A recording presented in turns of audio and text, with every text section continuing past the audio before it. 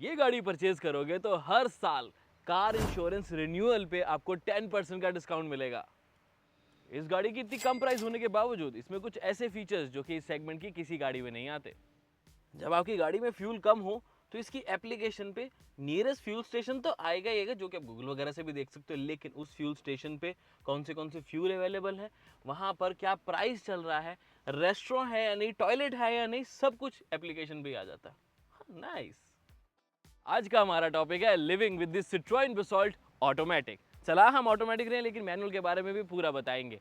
Top variant है, वैसे बता दूं आपको, बस ड्यूल टोन नहीं सिंगल टोन में आ जाएगा। बट इंटरेस्टिंग पार्ट इज ये एसयूवी केपेबल है। देखा जाए तो प्राइस भी कम है, स्पेस पूरी है, पावरफुल इंजन है, एक्सक्लूसिव फीचर्स हैं, लेटेस्ट डिजाइन भी है। जो चाहिए होता है आप सबको वो सब आपको इस गाड़ी में मिल जाता है। बस जो कंपनी को चाहिए इस गाड़ी से वो ये प्रोवाइड नहीं कर पा रही। मैं कह रहा हूँ सेल्स। हाँ, अक्टूबर 2024 में पहली सेल्स स्टार्ट में देखें तो 224 यूनिट सेल हुए थे। धीरे धीरे कम होते रहे और पिछले महीने 100 ही यूनिट बिक पाए। लेकिन ऐसा क्यों? आज की इस वीडियो में ये डिस्कस करेंगे कौन सा वेरिएंट बेस्ट है, क्यों ये बिक नहीं पा रही और क्यों आपके लिए एक अगली व्हीकल हो सकता है। Hello friends, welcome to the car guide. मैं Rishabh and today we have the all new Citroen Basalt. All new इसलिए बिकॉज ऑटोमेटिक बाद में आया ना। ऑटोमेटिक बढ़िया भी लग रहा है, सही लग रहा है, लेकिन क्या क्या सही है क्या बुरा है सब बताएंगे। आ जाओ।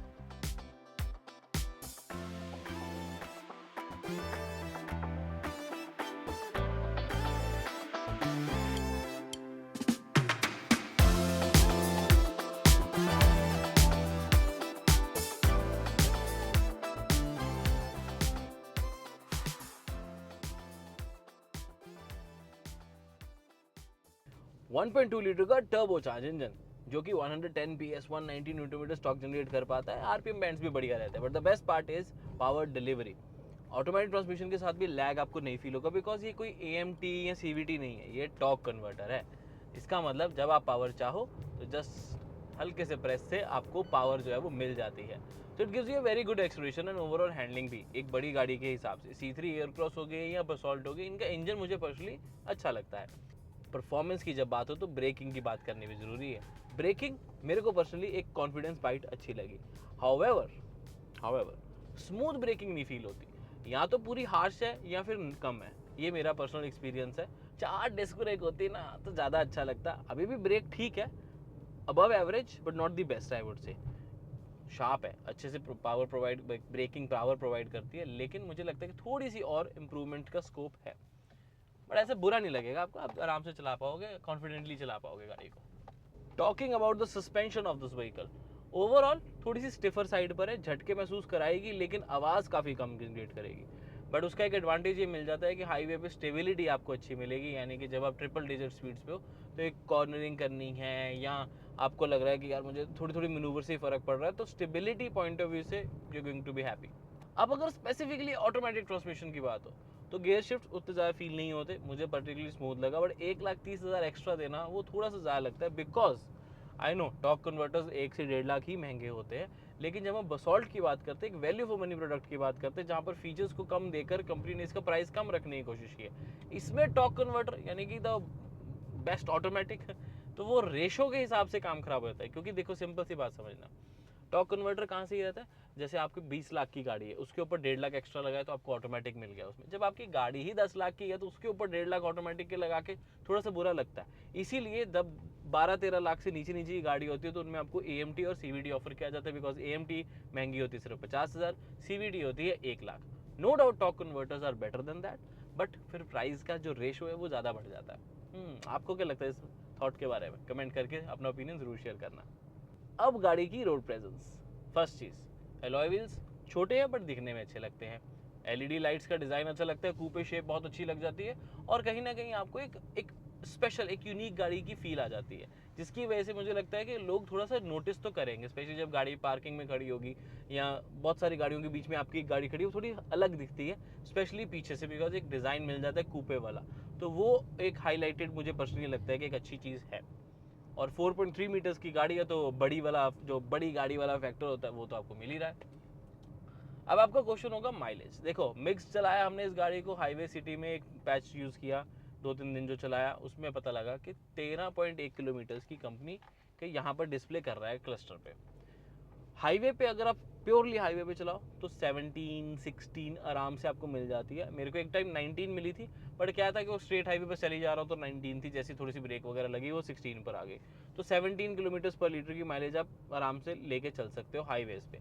सिटीज़ की जहाँ पर बात आती है, प्योरली ट्रैफिक सिटीज़ चलाओगे तो यार 10 11 मैक्स 12, इससे ज़्यादा ऊपर उम्मीद मत करना इस इंजन से, बिकॉज गाड़ी ओवरऑल बड़ी है, टर्बो इंजन, पेट्रोल है, तो इतनी ज़्यादा माइलेज आप मत एक्सपेक्ट करना।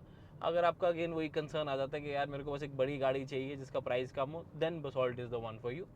तो माइलेज ऐसे को बहुत ज़्यादा नहीं है, और अब इस गाड़ी से एक्सपेक्ट भी नहीं कर रहे थे इस सेगमेंट में अगर जितनी गाड़ियाँ देखेंगे नेचुरल एस्पिरेटेड लेकर टर्बो चार्ज, उन सब की माइलेज इतनी ही आती है, अनटिल एंड अनलेस आप ग्रैंड विटारा या हाई राइडर के हाइब्रिड वेरिएंट्स लो। और बाय द वे हाइब्रिड गाड़ियाँ, इलेक्ट्रिक हाइब्रिड इस साल काफ़ी ज़्यादा आ रही हैं, तो उसकी डिटेल वीडियो ऑलरेडी अपलोडेड है, चेक कर सकते हैं। तो उसमें सारी गाड़ियों के बारे में बात की है हमने, मारुति की हाइब्रिड इलेक्ट्रिक या 2025 में आने वाली टॉप गाड़ियों की। तो आई थिंक आपको वो वीडियो देख लेनी चाहिए, काफ़ी इंसाइटफुल है वो वैसे।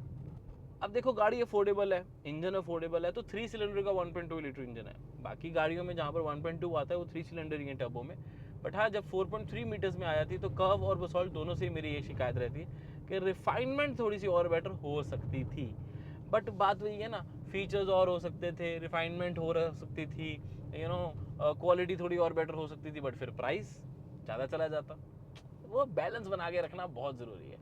कंपनी का देखो सीधी सी चीज़ थी, उन्होंने कहा यार इस सेगमेंट में टॉप वेरिएंट जिस गाड़ियों का 20 लाख का है वो तो बहुत सारी अवेलेबल है, हम कुछ डिफरेंट करते हैं, हम टॉप वेरिएंट 12.5 लाख का निकालेंगे, फीचर्स थोड़े कम करेंगे, लेकिन प्राइस देखो ना, 7.5 लाख एक्स शोरूम कम प्राइस में अपने सेगमेंट की बाकी गाड़ियों से। अमेजिंग। आप सोच रहे होंगे कि इस गाड़ी में सेफ्टी कैसे मिल जाती है। 40+ सेफ्टी स्टैंडर्ड फीचर्स मिलेंगे, लेकिन इंटरेस्टिंगली 6 एयरबैग्स भी स्टैंडर्ड है और 4 स्टार भारत एनकैप रेटिंग भी। इसका मतलब सेफ तो है ये गाड़ी, बट हाँ 5 स्टार यानी कि कर्व जितनी सेफ कह लो, या स्टार रेटिंग के पॉइंट से देखें तो क्रैश टेस्ट रेटिंग कर्व की बेटर है। कर्व का भी living with the Tata curve already uploaded है, चेक कर सकते हैं यूट्यूब और वीडियो जो फेसबुक पे है वो आपको वीडियो मिल जाएगी। और हाँ सब्सक्राइब कर ले, बिकॉज अगली गाड़ी हो सकता है आपकी वो अपलोड हो जो आपको चाहिए हो। बसॉल्ट की एक दो चीज़ें बहुत अच्छी हैं, जैसे आपको रियर सीट में बैठोगे तो विंग्ड हेडरेस्ट मिल जाते हैं जो कंफर्ट बहुत ऐड करते हैं और गर्दन लुढ़कने नहीं देते जब आप सोना चाहते हैं। अंडर साइड सपोर्ट बढ़ाना चाहते हैं तो आपको एडजस्टेबल अंडर साइड सपोर्ट मिल जाती है, जो कि सेगमेंट में किसी भी गाड़ी में नहीं मिलती। उसके अलावा कप होल्डर्स, इसके डायरेक्ट राइवल में देखें तो कप होल्डर्स नहीं है, बट यहाँ पर है। आपको प्रॉपर आगे 2 कप होल्डर और 2 ही पीछे कप होल्डर्स मिल जाते हैं अपना सामान रखने के लिए। हाउएवर वायरलेस चार्जर भी मिलता है, नाइस, लेकिन हाँ उतना ज़्यादा प्रीमियम नहीं लुक लगता। स्टोरेज स्पेस बढ़ गई, थोड़ा सा सामान यहाँ, थोड़ा सामान वहाँ, पावर चार्जर भी है उसके साथ, अलग से फ़ोन वॉलेट रखने, शेड्स रखने की जगह भी है। जैसे फ़ोन अगर मैंने नीचे रख लिया तो वो वायरलेस ही चार्ज हो जाएगा, उसके अलावा सामान रखना चाहता हूँ तो मैं ऊपर रख पाऊँगा। अब इस गाड़ी के रियर में आके ना 2-3 चीज़ तो कंफर्म होती है कि भाई स्पेस पे बहुत अच्छे तरीके से काम किया, स्पेशली कूपे डिज़ाइन होने के बावजूद, बिकॉज दूसरी कूपे में स्पेस नहीं है, पर गाड़ी वो बहुत, एनीवेज हम कंपेयर करते ही नहीं, हम वैसे बताते हैं। Headroom decent, 5'9" is my height. Knee room काफ़ी अच्छा मिल जाता है, and surprisingly under thigh support is the best. यहाँ पर भी स्पेस है। टाइप ए पोर्ट्स मिलते हैं अनफॉर्चुनेटली, टाइप सी नहीं। एक तो एटलीस्ट सी होना चाहिए था, बट रेयर एसी वेंट्स से जिन्हें आप बंद कर सकते हैं, ओपन कर सकते हैं। Proper armrest with cup holder storage मिल जाती है, एंड ओवरऑल 6 स्पीकर सिस्टम भी ठीक लगता है यहाँ पर, ठीक ठीक है। बट हाँ गाड़ी में स्पेस वाइज मुझे ऐसा कुछ ज़्यादा बड़ी प्रॉब्लम नहीं लगती, बड़ा बॉटल भी आप यहाँ पर बहुत ईजी रख सकते हैं सामान आगे रखने की जगह। बट 2 चीज़ें बहुत ज़्यादा अच्छी हैं, वो ये हैं कि जो ये आप हेडरेस्ट देख पा रहे हैं ये विंग स्टाइल है, तो थोड़ा सा आपको सपोर्ट मिल जाता है अगर आप सोना चाहते हैं। तो अगर मैं ऐसे सो रहा हूँ तो मेरी गर्दन लुढ़केगी नहीं, तो यहाँ पर एक ब्लॉक लग गया। तो कितनी सिंपल सी चीज़ है, एडजस्ट नहीं होते, ये फिक्स्ड है, परमानेंट ऐसे ही रहेंगे, ऐसे नहीं कि इसको दबा सको, लेकिन नाइस। ऐसे नहीं कि मैं बैठा हूँ तो वो गिर रहे हैं, तो this is actually very nice. अब फिजिक्स पॉइंट ऑफ व्यू से, सेफ्टी पॉइंट ऑफ व्यू से आई होप इसका कोई नुकसान ना हो, जो कि होना तो नहीं चाहिए, बट हाँ कंफर्ट ज़रूर काफ़ी ऐड हो गया। तो सोना is very very easy in this car, and additionally under thigh support जो है वो वैसे ही अच्छी मिलती है, बट सेगमेंट में इकलौती है गाड़ी जिसमें ये एडजस्ट हो जाती है। तो 2 स्टेप आपको एडजस्टमेंट भी मिलेगी अंडर थाई सपोर्ट बढ़ाने के लिए। तो अगर मैं और कंफर्टेबल होकर बैठना चाहता हूँ, रिलैक्स होना चाहता हूँ, तो दिस एंड द हेडरेस्ट, ये दोनों बहुत ज़्यादा अच्छा कंफर्ट मुझे प्रोवाइड कर रहे हैं। अमेजिंग। रियर सीट्स 10/10, एसी भी है, स्पीकर्स हैं, 6 एयर बैग्स हैं, और कंफर्ट भी के साथ बाकी फीचर्स भी हैं। अब आप सोच रहे होगे कि मैंने कार इंश्योरेंस वाली बात करी थी, वो कैसे? देखो अगर आप इस गाड़ी को सही से चलाओ तो इसकी एप्लीकेशन ये भी देखती है कि आपने कितने बढ़िया तरीके से गाड़ी को चलाया, यानी कि आपको एक स्कोर्स देती है। तो ड्राइव स्कोर जितने अच्छे होंगे उतने पॉइंट्स इकट्ठे होंगे और उतने आपको कार इंश्योरेंस प्रीमियम जो आप दोगे रिन्यूअल पे, नॉट इनिशियल पे नहीं ऑब्वियसली, तब तो गाड़ी चलाई नहीं, रिन्यूअल पे तो उतना आपको डिस्काउंट मिलेगा, that is up to 10%। However मुझे पर्सनली लगता है कि अपनी तरफ से इंश्योरेंस कराओगे तो उससे भी कम प्राइस में हो जाएगी। डीलरशिप से हमेशा एक्सपेंसिव ही पड़ती है, कमीशन मार्जिन ज़्यादा होता है, तो इस चीज़ का ध्यान रखें। बट हाँ, इस गाड़ी को अगर आप डीलरशिप से इंश्योरेंस रिन्यू करवाओगे तो 10% ऑफ मिल जाएगा, डिपेंडिंग आप ड्राइव अच्छा कर रहे हो या नहीं। दूसरा, 470 लीटर्स की मैसिव बूट स्पेस। तो रियर में स्पेस तो मिलती है, 470 लीटर्स की बूट स्पेस का मतलब है बड़े बड़े बैग्स रखने में कोई प्रॉब्लम नहीं आएगी, पूरा इंसान भी फिट हो जाता है उसमें। बाकी इस गाड़ी के highlighted features, 4+2 speaker system decent है, बहुत ज़्यादा अच्छा नहीं है बट आपको बुरा भी नहीं लगने वाला। उसके अलावा 10 इंचज़ की टच स्क्रीन, 7 इंचज़ का डिजिटल क्लस्टर, 2 थीम आती है ब्लैक एंड खाकी। तो ये थोड़े से आउटडेटेड लगते हैं बट सिंपल टू यूज़ भी हैं एट द सेम टाइम। तो जिसको टच स्क्रीन का ज़्यादा नहीं पता लगता कि कैसे टेकी यूज़ करनी कैसे नहीं, उनके लिए टच स्क्रीन और ये क्लस्टर यूज़ करना, पढ़ना, मतलब इंटरफेस चेक करना वेरी वेरी ईजी, बहुत बेसिक है और बहुत सिंपल है। अब अगर एक हम कार की डेफिनेशन देखें तो वो क्या है, एक इंजन, बैठने की जगह, 5 व्हील्स, 4 और एक स्पेयर, स्टेयरिंग व्हील, गाड़ी चलानी होती है, उस पॉइंट ऑफ व्यू से काफ़ी कम प्राइस में काफ़ी बड़े साइज़ की आपको गाड़ी मिल जाती है। सो बेस वेरिएंट 8.25 लाख का मिल जाएगा, जिसमें आपको ऑफर्स भी मिलेंगे। और इंटरेस्टिंग बात ये आ जाती है कि उसमें 1.2 लीटर का इंजन है लेकिन नेचुरली एस्पिरेटेड है, बट 4.3 मीटर्स की लेंथ है। हालांकि वो पावरफुल बिल्कुल नहीं है, चलाने में मज़ा बिल्कुल नहीं आएगा, पहले ही बता दो, टेस्ट ड्राइव जरूर ले लेना उसको लेने से पहले। बट अगर आपको ट्रूली ये चाहिए कि यार एक बड़ी गाड़ी हो लेकिन बजट ज़्यादा नहीं है, तो this particular car is one of the best car you can go for. तो थोड़ा बजट इंक्रीज करके फिर क्रेटा या कर्व के बेस भी लोगे तो वो भी काफ़ी एक्सपेंसिव, 3-4 लाख ऊपर आ जाते हैं। इसका बेस आपको 8.25 लाख एक्स शोरूम मिल जाता है, तो that's a very good point of this car. However ये जो हमने गाड़ी अभी चलाई वो है 13.79 लाख के एक शोरूम, यानी कि ऑटोमेटिक सिंगल टोन। मोनोटोन लोगे तो 1399, ऑटोमेटिक है क्योंकि मैंने बताया आपको। अगर आप 1,30,000 बचाना चाहते हो अपने एक शोरूम, तो आप इसका मैनुअल वेरिएंट भी ले सकते हो। मेरे ख्याल से मैनुअल ज़्यादा फन टू ड्राइव लगता है, जस्ट बिकॉज आपके हाथ में कंट्रोल रहा है, आपको पता है कितनी पावर कैसे चाहिए। जो कार एंथुजियास्ट हैं, जो टेक्निकली इस गाड़ी को इसके इंजन की वजह से लेंगे, वो कार एंथुजियास्ट ही होंगे, तो उनको मैनुअल में भी ज़्यादा अच्छा लगे। क्योंकि ऑटोमेटिक लेते हैं लोग कन्वीनियंस पॉइंट ऑफ व्यू से, फिर आई थिंक वो बेटर ब्रांड्स की तरफ और जाना प्रेफर करते हैं। This is what personally what I feel. So manual 12.49 lakhs with all these features समझ आता है। 1.3 ऑटोमेटिकली थोड़ा सा ओवर लगता है, no doubt 6 speed torque converter है, स्मूथ है, अच्छे से काम करता है। माइलेज ऑफकोर्स थोड़ी सी आपको मैनुअल ऑटोमेटिक, क्योंकि 1.2 लीटर टर्बो गाड़ी का साइज़ बड़ा, तो ठीक ठाक सी ही मिलती है। बट सेल्स फिगर कुछ और ही कहती है, लोग के पास बजट है, पैसा है, तभी तो हैचबैक और सेडान कम एसयूवीज ही ज़्यादा बिक रही हैं।